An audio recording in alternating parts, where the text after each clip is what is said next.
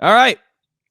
Bills, Chiefs. They meet again in the postseason, but they also met this season when the Bills handed the Chiefs their first loss back on November 17th. This time around, the Chiefs are in Arrowhead. This game is not in Buffalo like early in the season. Chiefs are a 2-point favorite, total 47.5. Back on November 17th, the Bills won 30-21 in Buffalo. However, these teams looked a lot different. Chiefs didn't have Pacheco, didn't have Hollywood Brown. There were a ton of injuries. No Matt Milano for Buffalo. So a bunch of key pieces back for both teams here. You said it earlier in the week. You're going with the Chiefs. It's hard to go against them, Reagan, but elaborate. I'm going with the Chiefs here. And, the biggest reason is until Josh Allen can prove to us that Patrick Mahomes is not daddy, I'm not gonna change my opinion. They can beat him in the regular season. That's great, but they have not been able to get over the hump. So I'm just gonna stick with what history tells us, and history tells us that Kansas City always finds a way. Patrick Mahomes is always slightly above of Josh Allen and always gets it done. So I just find it hard to believe that it'll all of a sudden go different, especially where, you look at this Kansas City team. It's one of the best teams they've had. Or on the Buffalo side, you can look at it and say, this is probably one of the worst rosters Josh Allen's had around him during his prime. So to me, that makes it even more difficult because, for all this year, it's like, oh, look what Josh Allen's done with, the lack of weapons around him. Well, I think that might just come and hurt them in this game where it's like, oh shit, Kansas City's defense is swarming it, and all these weapons that we talked about all year that aren't good, but we're kind of protected by Josh Allen's success.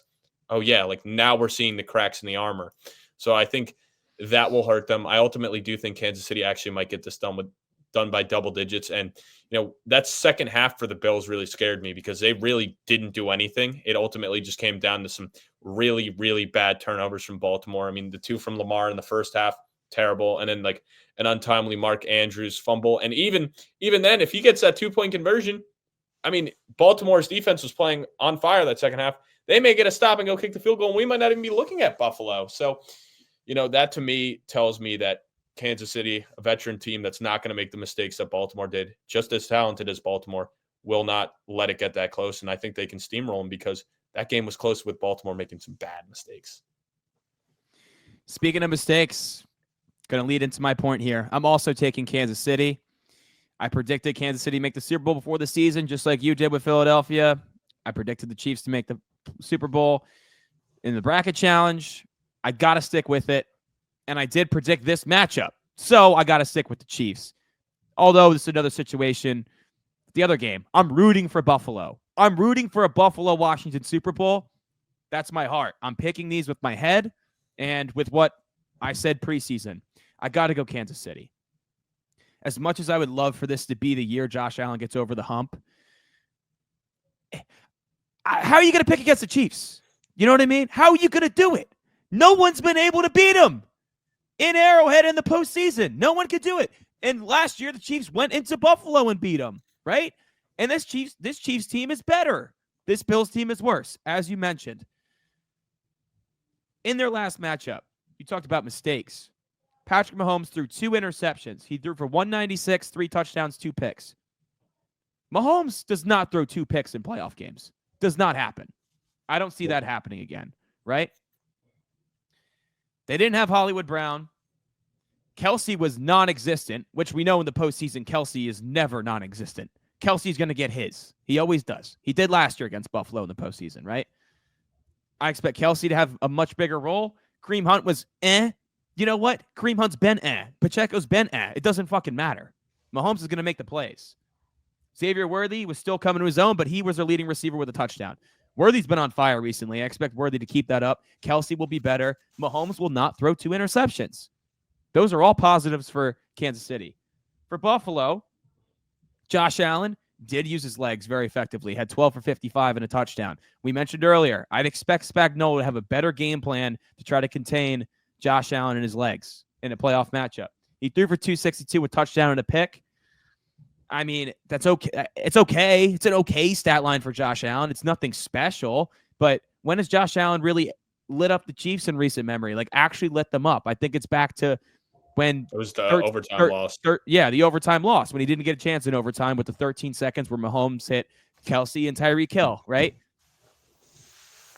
In that game as well, James Cook had 2 touchdowns but had 9 carries for 20 yards. This Chiefs team is really difficult to run the football on. Ultimately, I think the Chiefs will win the turnover battle, and I think that's going to be a massive part of this game. I would expect this to be close.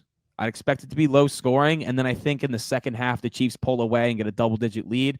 Josh Allen's going to try some heroics, and unfortunately, I think Josh is going to throw a pick late, which will seal the deal. The Chiefs will be able to bleed the clock out. But when you look at, we talked about it with the refs and the penalty yardage, and it's like statistically, the past 5 years, the whistle goes the Chiefs' way. It just does. You can hate it all you want. I hate it, but it's a fact, and that's what we've seen. The Chiefs just don't get penalized as much. Josh Allen is fighting such an uphill battle here. I think the Chiefs play much better than they did their last outing. They're at home. They beat everybody in Arrowhead in the playoffs. Until someone does it, it's hard to go against the Chiefs as much as I want the Bills. And 2 points seems like a good spread, but I'm fine laying that because I'm fine with the Chiefs winning by a field goal. Although the Chiefs do get a lot of weird, cheeky scores because they don't blow anyone out. They kick a lot of field goals. I wouldn't be surprised if it's 19-18, like some weird shit, right? Like, and they don't cover 2. But I don't know. I think 2 is a pretty safe bet here, and I'll take that any day of the week with Patrick Mahomes in the AFC Championship game. Over under like penalties called on unnecessary roughness penalties against the quarterbacks. 4.5's the line. You taking over or under? I'm gonna take the under because I feel like you got to think Roger Goodell and the higher ups in the NFL are aware of all the outrage of these penalties. I feel like they're gonna say something to the crew. I don't know, but it's also like I don't think it's gonna sway the game enough where if it actually would be pretty ironic if there were more penalties called in the Chiefs and the Bills this game, like the week that everyone starts making a big deal about it. I could see it happening low key. I could see it happening just because of that. It's not what we've seen historically, but it would be kind of funny. All the talking heads like, oh, it's unbelievable. It's getting obvious. The Chiefs get way too many calls. And then like the next week, like there's a huge like roughing the passer call on Josh Allen that like determines the game. And I don't see that happening though. I got the Chiefs, man. I got the Chiefs -2. They're going to the Super Bowl. Yeah, and you know, one sneaky prop I like is Kansas City to finally score over 33 points. Over 33? Yeah, because that was the big mile, or was it 30? What was the big milestone? 30. So plus 190. I'm sorry, not 33. Plus over 29.5 plus 195. Could it be this week?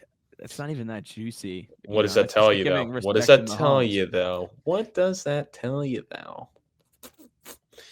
But, yeah, I mean, I'm not going to take away a ton of credit from the Bills defense because, you know, Matt Milano being back will help a lot. But, I mean, I think Kansas City's just got to figure out a way to get that run game going early. I mean, whether it's Pacheco or Hunt, I mean, neither guy's great, but one of them will have to get it done for certain. You know a prop that I like a lot? Xavier Worthy anytime at plus 185. I took him last week. It was the same line, 185, and he caught that shovel pass and got tackled at like the half-yard line. That was tough, but Worthy's been scoring a lot recently. They clearly love using him in the red zone as like a gadget player, and he scored last time against Buffalo, and he's only gotten significantly better since then. I think Worthy at plus 185 is pretty juicy. Is there a Bills touchdown score that you'd be interested in? It's just so tough to pick with this team. Ray. I could see Keon getting it, honestly. Ray Davis is plus 600. Yeah, no, I'm joking about that. I could see Keon though getting like a jump ball and coming down with it, like especially like later in the game. It's like, you know, they're trailing a little bit, and Josh just throws one up, just like a prayer, and then he comes down with a big jump ball towards the end of the game. Plus 350 for. Yeah, that one kind of sticks out to me. I kind of like it. I kind of like that. Get Key on the rock, bruh. The last time they met, it was Curtis Samuel scored, Josh Allen scored, and James Cook scored twice. I do like Allen a lot. What is he even at? I mean, it's just like now that he's become such a tush push guy, it's like almost seems like a lock. He's minus 120. That's a pretty good line. Yeah, it's because he's become like and it's funny because He so does many tush people. push. It is funny how so many people shit on Hurts for that, and then Josh Allen, it's like nobody even like bats an eye about how many tush push touchdowns that guy gets now. No, I It's know. like No one talks not about an it. issue. It's like not an issue now, but for Hurts is like known as the merchant. But I don't know for certain, but I wouldn't be shocked if Josh Allen had more tush push touchdowns this year than Hurts did. It's an interesting conversation. I mean, Allen's just a monster. He's 6'5", like 260. You know. It's No, like, I don't blame you're him for not gonna using it. stop Like him. I'm not blaming it for using it. It's just funny how people just like act like he just like ignore the fact that he does it so often. Like I would do it too. And I never understood why people complain about it. Like why even it's such a safe play. Like, yeah, he can get injured, but like in terms of like chances of like losing it and not converting it, it's such a like safe play. Like, why would you not run it? Like if my team had a quarterback like that, I'd be like, run that every single time we get on the 1 yard line. Travis Kelce's receiving yardage is 70. Now, That's 60, high, but 60 plus was plus money last week. I got 60 at plus money. Now it's up to 70 is the line after what he did last week, and he is a playoff merchant. So would you take Kelce 70 plus? I feel like that's going to be probably the most common prop put into parlays by the public this week. Yeah, I mean, if you're asking me, I would take the over. I mean, that's one I would stay away from. I would try to pivot to some of the other options, like Worthy sticks out to me. Maybe Hopkins and the fact that everyone's going to be like, he had one target last week and, kind of forgetting about him, but he's still a veteran wide receiver. So this is a big game. So I would expect Mahomes would, try to go to him a little bit, especially if they try to take Kelce away.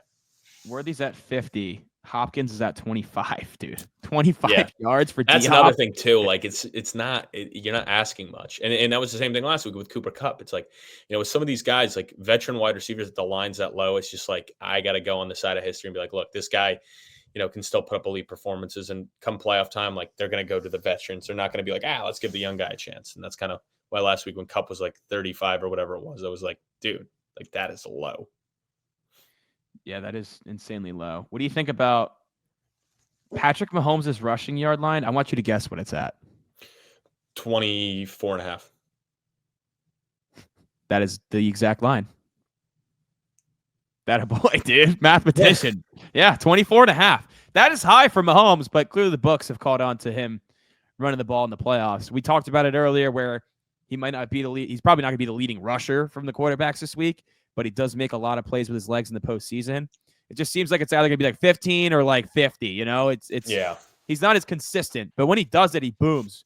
Well, he'll probably be at like 35 and then take a couple nails and just miss out. Yeah, and that's the thing you always got to remember. He takes a couple step back too. He's not just burning 1 yard on you. He'll burn 3. Yeah, he's doing some what is it? Some backwards lunges, getting the leg workout in. Yes, sir. Yes, sir. All right, Reagan.